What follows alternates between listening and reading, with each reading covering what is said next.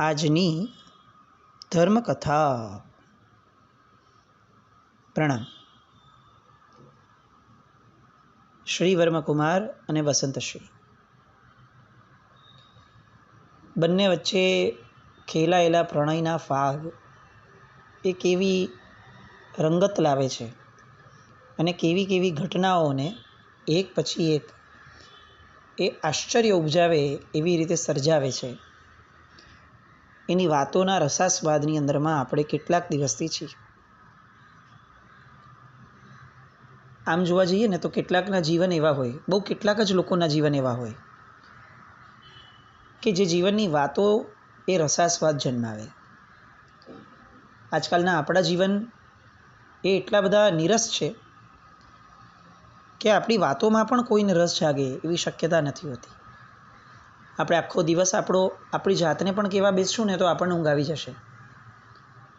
કારણ કે રસ જન્મે એવી એક પણ પ્રવૃત્તિઓ એ આપણા જીવનમાં હવે રહી જ નથી.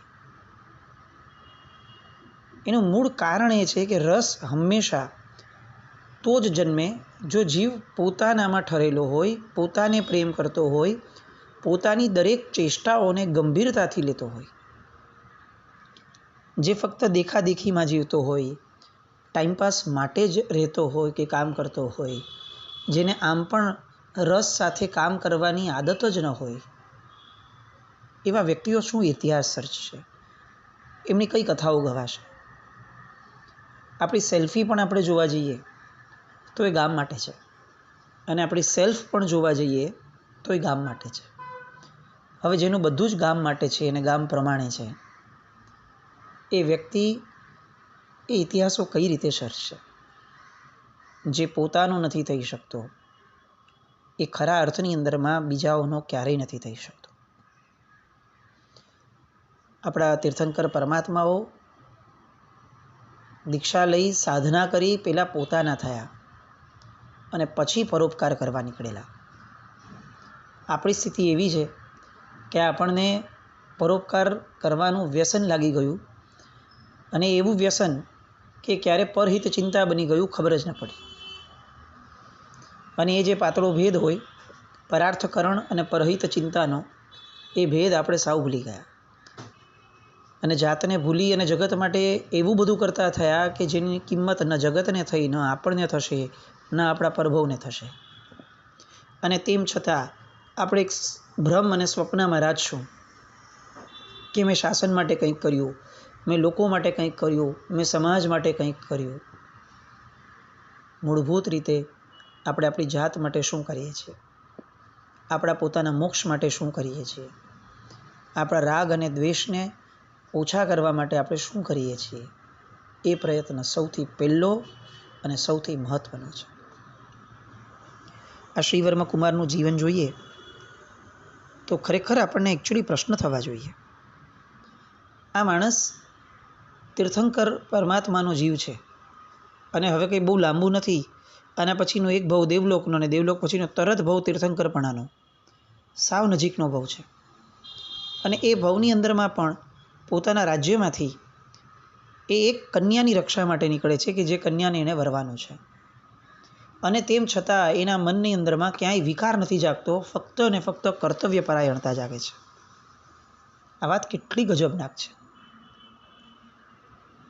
જ્યારે શ્રી વર્મકુમાર અને વસંતશ્રી મળે છે, જે ગઈકાલ સુધી આપણે જોયું, ત્યારે શ્રી વર્મકુમાર 3 દિવસનો ભૂખ્યો છે. એને પણ લીધું હતું કે હું જ્યાં સુધી ત્યાં પહોંચીશ નહીં ત્યાં સુધી હું અન્નનો દાણો અથવા પાણીનું ટીપું કંઈ જ નહીં લઉં. આપણે એને અઠમ ન કહી શકીએ ચોક્કસપણે, પણ આપણે એને એવું પણ ક્યારેય નહીં કહી શકીએ કે એણે વસંતશ્રીને જોવા માટે કે વસંતશ્રી માટે 3 ઉપવાસ કર્યા. નહીં, એને પોતાના કર્તવ્ય પરાયણતા માટે 3 ઉપવાસ કર્યા. અને કર્તવ્ય પરાયણતા એ ધર્મ છે. આપણે આ ભેદ ક્યારેય સમજી નથી શક્યા. પૂર્ણપણે કર્તવ્યને અદા કરવાની મન, વચન, કર્મ ત્રણેયથી જ્યારે આપણામાં એકાત્મતા સર્જાશે, ત્યારે આપણે જીવનમાં જે કરશું એ બધું જ ધર્મ હશે. બંને ભેગા થયા. સાંજનો સમય છે એટલે ક્યાંય કોઈ રીતે વાપરવાનો આગ્રહ કરી શકાય એવી બંનેમાંથી કોઈની સ્થિતિ નથી. ખ્યાલમાં છે કે જૈન મતના છે એટલે રાત્રે તો ભોજન લેશે નહીં. અને જે રીતે બંને ભેગા થયા છે, જે પરિસ્થિતિમાં, એ પરિસ્થિતિમાં ભોજન યાદ આવે એ પણ નબળું છે અને ન પણ આવે એ સહજ છે. કેટલોક સમય ફક્ત એકબીજાને જોઈ રાખ્યા. શબ્દો મોઢામાંથી નીકળ્યા જ નહીં. પ્રણયની ભાષા જે છે ને, પ્રેમની, એ શબ્દોથી લગભગ પાસ ન થઈ શકે. કોઈને કહેવું કે આઈ લવ યુ, એને ક્યારે પણ ખરા અર્થની અંદરમાં પ્રેમ સમજી લેવાની ભૂલ ન કરવી જોઈએ. હા, એનો અર્થ એવો બી નથી કે એ બોલનાર ન જ કરતો હોય, પણ ફક્ત બોલનાર માણસ એ આવી રીતે અભિવ્યક્તિ ન કરે. કારણ કે પ્રેમ છે ને, એને અભિવ્યક્તિ ઓછી ગમતી હોય, સ્વાર્થને અભિવ્યક્તિ બહુ ગમતી હોય. બંને ભેગા થયા, એકબીજાને જોઈ રાખે છે. આંખો જ જાણે વાત કરતી હતી. મુખ સુધી વાત કરવાની આદત આવી જ નહીં હજી સુધી, અને એના કારણે આંખો સતત વહી પણ રહી હતી વસંતશ્રીની. અને એ દ્રશ્ય જોયું અને જોવાના કારણે હવે એવું લાગ્યું કે કેટલોક સમય વીત્યો છે એટલે વસંતશ્રીની જે સખી છે, એ સખી, એ કુમારને, વનશ્રી, એ હવે બંનેને કહે છે કે તમે તમારા તંબુમાં જાઓ. અને છાવણીમાં પહોંચે છે કુમાર, અને વનશ્રી એમને મળવા આવે છે. જુઓ સખીપણું કેવું છે. જ્યારે કોઈના સખી બનીએ, કોઈના મિત્ર બનીએ, ત્યારે એની ચિંતા કેવી હોય એ આપણને આ વનશ્રી સમજાવશે. એ જાય છે અને શ્રીવર્મ કુમારને કહે છે કે તમે તમારું ઔચિત્ય, તમારી મર્યાદા, આ બધું બહુ સરસ રીતે સાચવ્યું છે. એ તંબુલ, આભૂષણ, વસ્ત્રો વગેરે કુમારને આપવાના ભેટના પદાર્થો લઈને આવી છે. આપણે ત્યાં પરંપરા હતી કે કોઈ પણ સારા વ્યક્તિને મળવા જવું હોય તો કેટલુંક ભેટણું લઈને જવું. એમાં ખાલી હાથે ન જવું એ જે મહત્ત્વનો ભાવ છે, એના કરતાં વધારે મહત્ત્વનો ભાવ એ છે કે સામાના મનના વિચારોને સૌથી પહેલાં જ આપણી માટે શુભ બનાવી દેવા, એ સૌથી મહત્ત્વનો ભાગ છે. અને એક દિવસનો બાળક હોય કે 100 વર્ષનો વૃદ્ધ હોય, કોઈને ભેટ મળે ને એટલે એને શુભતા, સારા પરિણામો પ્રગટે જ.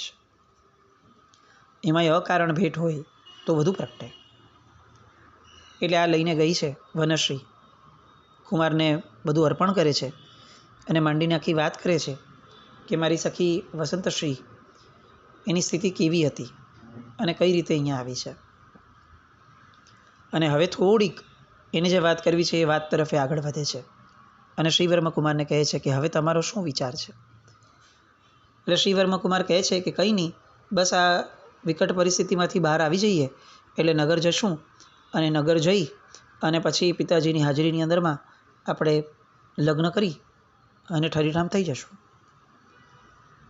અને ત્યારે વનશ્રી એને પૂછે છે કે જે કન્યાએ વગર જોયે તમારી સાથે લગ્ન કરી લીધેલા હતા, જે કન્યા તમને મળવાની તાલાવેલીમાં એટલી બધી અધીરી હતી કે પોતાના પિતા સાથે આવે એટલો સમય પણ એને વેડફવો ન હતો. પિતાને રાજકાજના કામની અંદરમાંથી બધું પતાવીને આવતા કેટલાક દિવસ લાગે એમ હતા. એટલે કન્યાએ કહી દીધું કે હું મારી રીતે વહી જઈશ રસાલા સાથે, તમે નહીં આવો તો પણ ચાલશે. આવી અધીરાઈ જેનામાં હતી, એ કન્યાને તમે આટલા દિવસો સુધી, હજી તો કેટલું શું ચાલશે, કેટલા દિવસ જશે ક્યાં ખબર છે, આટલા દિવસ સુધી તમારા વિયોગમાં ઝુરાવશો એ તમને ઉચિત લાગે છે?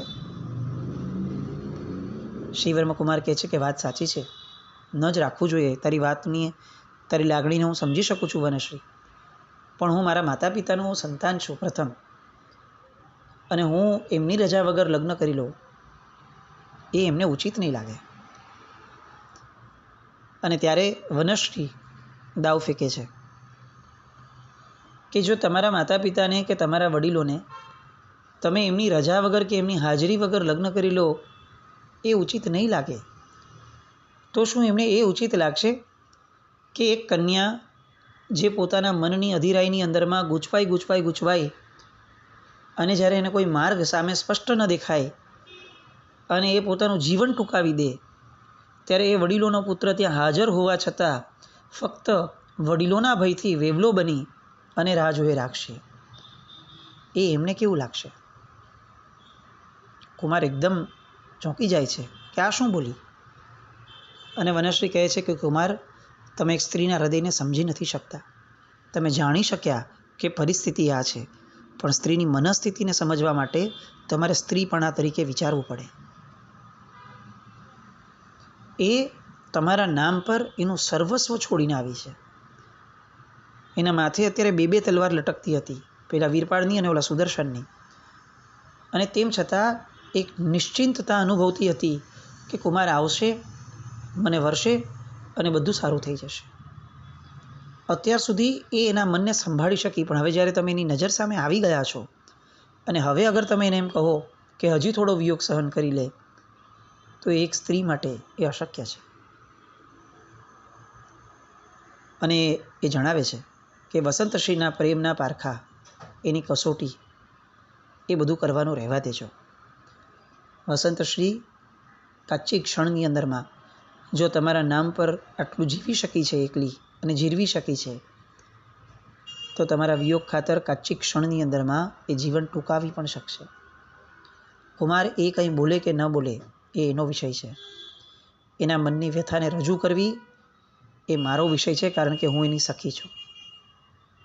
અને હું બહુ સ્પષ્ટપણે તમને કહું છું કે હવે એક પણ રાત વીતી તો એ એની માટે, એના જીવન માટે બહુ આકરું થશે.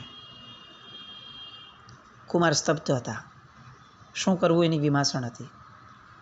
એક બાજુ માતા પિતા ત્યાં છે. પિતાએ તો ફક્ત એને આ વિકટ પરિસ્થિતિમાંથી બહાર લાવવા માટે કહ્યું હતું. લગ્નની વાત તો કંઈ કહી નથી. અને હવે પિતાની આજ્ઞા, મોબાઈલ તો છે નહીં કે પૂછી લીધું કે ભાઈ લગ્ન કરી લઉં, એવી તે શક્યતા નથી.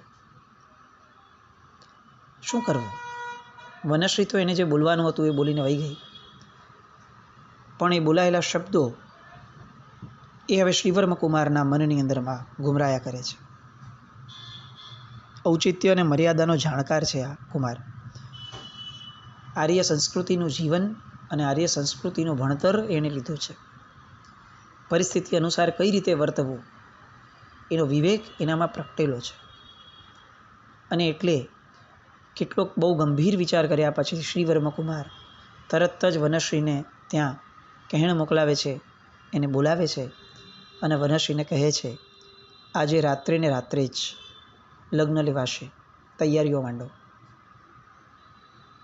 અને શ્રીવર્મ કુમાર એ આ વસંતશ્રીના મનના જે પણ કોડ હતા, વસંતશ્રીના મનની જે લાગણીઓ હતી, વસંતશ્રીનો અમર્યાદ પ્રેમ હતો, સ્નેહ હતો, એ બધાને વાચા આપવા માટે, એ બધાને ચરિતાર્થ કરવા માટે હવે એ લગ્ન લે છે. ચંદ્રપુરી જઈ અને ઘડિયા લગ્ન લેવા એની ધીરજ હવે આ વસંતશ્રી માટે ઊભી કરવાની વાત એ કુમારના મનમાં પણ ન રહી. અને એણે નક્કી કર્યું, સંભળાવ્યું. વનશ્રીને જટાજટ લગ્નોચિત સામગ્રી બધી એકઠી કરાવી, વ્યવસ્થા ગોઠવાવી અને ધ્રુવ લગ્ન લેવડાયા. પાણી ગ્રહણ થયું. વનશ્રીનું હૈયું તો નાચવા માંડેલું આ સમાચાર સાંભળીને જ. અને જેવી એને દોટ મૂકીને આ સમાચાર વસંતશ્રીને આપ્યા, અને ત્યારે વસંતશ્રીનું હૈયું એ જલાય એવું ન રહ્યું. લગ્નનો મંડપ તૈયાર થયો. ઉતાવળે વસંતશ્રીને શણગારી અને શ્રીવર્મ કુમાર અંગત સેવકોની સાથે ત્યાં આવ્યા. ધ્રુવ લગ્ન વેળાએ વસંતશ્રીનું પાણી ગ્રહણ કર્યું અને વસંતશ્રી સાથે એમણે લગ્ન લીધા. આ સૌથી પહેલું અને સૌથી મહત્ત્વનું ડગલું શ્રીવર્મ કુમારનું, એક તીર્થંકરના જીવનું એ ગણી શકાય. જ્યારે કોઈ પણ વ્યક્તિને સંરક્ષણ આપવાનું છે, ત્યારે સૌથી પહેલાં એ વ્યક્તિને પોતાના આશ્રયે સ્વીકારવાનો ભાવ હોવો જોઈએ. જ્યાં સુધી આપણે કોઈને પોતાના નથી કરતા, ત્યાં સુધી એની માટે લડવાનો ભાવ એ આપણો અલગ હોય, અને જ્યારે એને પોતાના કરી લઈએ એ પછીનો ભાવ અલગ હોય. પોતાના વ્યક્તિ માટે લડવું એ કર્તવ્ય છે અને બીજા વ્યક્તિઓ માટે લડવું એ પરોપકાર છે. પરોપકારને મર્યાદા હોઈ શકે, પોતાના વ્યક્તિ માટે કોઈ પણ કર્તવ્યને કરવાની કોઈ મર્યાદા ન હોઈ શકે. આ પોતાની માટેની વાત. અને વસંતશ્રીની અપેક્ષાએ વાત કરીએ તો જે હજી પારકો છે એવો શ્રીવર્મકુમાર મારી માટે કેટલું કરશે એની વિમાસણ એના મનમાં સતત રહ્યા કરતી હોત. પણ હવે જે મારો નાથ થયો છે, મારો પતિ થયો છે, મારો કંથ થયો છે, એની ઓથમાં ને ઓથમાં લાખ વર્ષનું આયુષ્ય પણ ઈશ્વર મને આપવા ઈચ્છતું હોય તો મને કશી ચિંતા નથી. એ હૂંફ આ લગ્ન એને આપી. આપણને ઘણીવાર એવું લાગે કે લગ્ન એ વિકારોના શમન માટેનું જ એક ડગલું છે, પણ એવું નથી. લગ્ન એ હૂંફ આપવાનું સાધન છે. અને એટલે આપણે ત્યાં કન્યાને પુરુષના આશ્રયે રાખવાની જે વાત છે એ કંઈ એની ગુલામ બનીને રહેવાની વાત નથી. એની જે અધુરાશ છે એ અધુરાશના ભાગને પૂર્ણ કરવા માટે એ પુરુષની સહાયતા લેવાની વાત છે. અને એટલે જ લગ્ન જીવનને પણ પવિત્ર ગણાતું હતું. લગ્નને પણ પ્રભુતામાં પગલાં એમ કહેવાતું હતું. આ બધી વાતોને આપણે બહુ સરસ મર્મ સાથે જો સમજશું તો ખરેખર ખ્યાલ આવશે કે લગ્ન જીવન કેટલા પવિત્રતમ અને જીવનભર સાચવી રાખવા જેવા છે. આજે જે ડિવોર્સની સંખ્યા વધી રહી છે એનું મૂળ કારણ આ છે કે આપણે લગ્ન કરાવી દઈએ છીએ બાળકોના, આપણા દીકરા દીકરીઓના, પણ ક્યારેય એને લગ્ન જીવન સમજાવી નથી શકતા. આપણે સારું લગ્ન જીવન જીવી અને એને બતાવી નથી શકતા કે જો આવું જીવાય. સહન કર્યાને લગ્ન જીવન ન કહેવાય, સ્વીકાર કર્યાને લગ્ન જીવન કહેવાય. અહીંયા આ બંનેના લગ્ન થયા અને હવે બીજા દિવસની સવાર થઈ અને ધડાધડ હવે શ્રીવર્મકુમાર સ્ટેપ્સ લેવાનું ચાલુ કરે છે. સૌથી પહેલું કામ એ વીરપાળને સેવક મોકલવાનું કરે છે કે ભાઈ ત્યાં જઈને એને સમાચાર આપી દો કે શ્રીવર્મકુમાર આવી ગયા છે અને હવે આ આખી બાજી જે છે એ શ્રીવર્મકુમાર સંભાળી લેશે.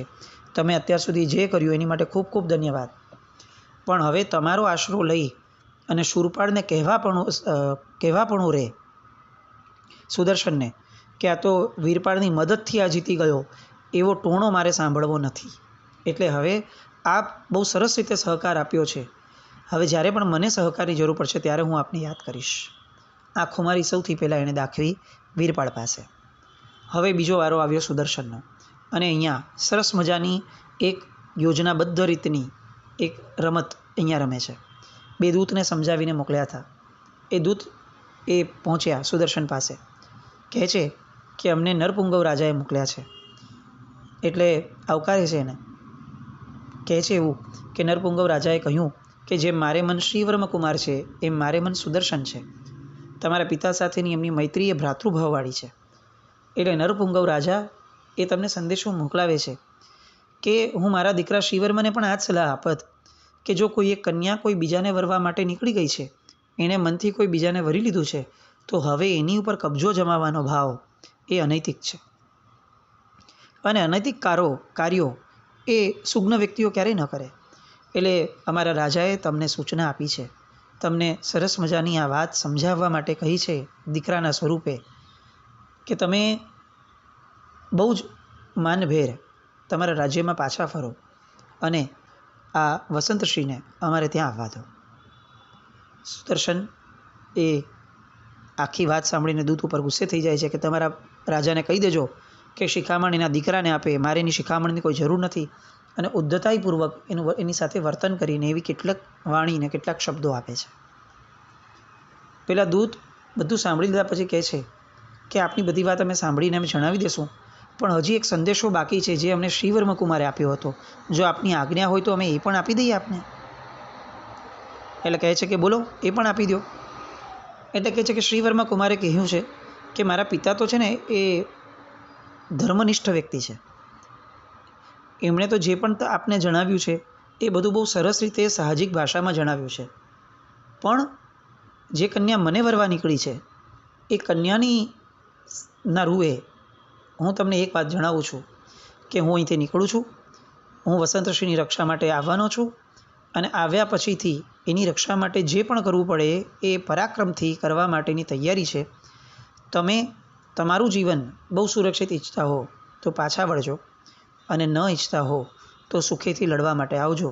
શ્રી વર્મકુમાર એ તમારી સાથે લડાઈ કરવા માટે સંપૂર્ણ સજ્જ હશે. આ મારું તમને ખુલ્લું આહ્વાન છે. સાંભળતા જ સુદર્શન કુમાર ધમધમી ઉઠે છે, ગુસ્સે થઈ જાય છે. પેલા દૂતને જેમ તેમ કહી અને એ લોકોને બહાર કાઢી મૂકે છે. અને એટલો ધમધમાટ થાય છે અને કહી દે છે કે જાઓ, હવે કહી દેજો કે આ સુદર્શન કુમાર વહેલામાં વહેલી તકે યુદ્ધ માટે તૈયાર થઈને તમારે ત્યાં આવી જશે અને તમને હણી અને એ વસંતશ્રીને વર્ષે, એ એમનું વચન છે. શ્રી વર્મકુમારને આ જ જોઈતું હતું. આ આખી યોજનાનું મૂળ કારણ એ હતું કે એને એવું નહોતું જોઈતું કે યુદ્ધ થાય જ, અને એટલે પહેલાં પિતાના નામે સંદેશો મોકલાવે છે, પહેલાં શાંતિનો પ્રયાસ કરે છે. પણ જેવી સામાન્ય અપાત્રતા દેખાય એટલે તરત જ બીજો દાવ ખેલાવી લે છે અને જાહેરમાં એનો આહ્વાન અપાવી દે છે કે યુદ્ધ માટે તૈયાર રહેજો. આનું કારણ એ હતું કે એમના મનમાં ભાવ હતો કે મારી પત્ની જે બનવાની છે અથવા જે બની ગઈ છે એના તરફ નબળી નજર કરનારને પાઠ ભણાવવો એ મારું પ્રાથમિક કર્તવ્ય છે. સુદર્શન પ્રત્યે દ્વેષ નથી, પણ સુદર્શનને અત્યારે જે ઉચિત છે એ સમજાવવું, અને એની પદ્ધતિથી સમજાવવું એ ઔચિત્ય, એ વિવેક છે. અને આ રમતો રમાશે.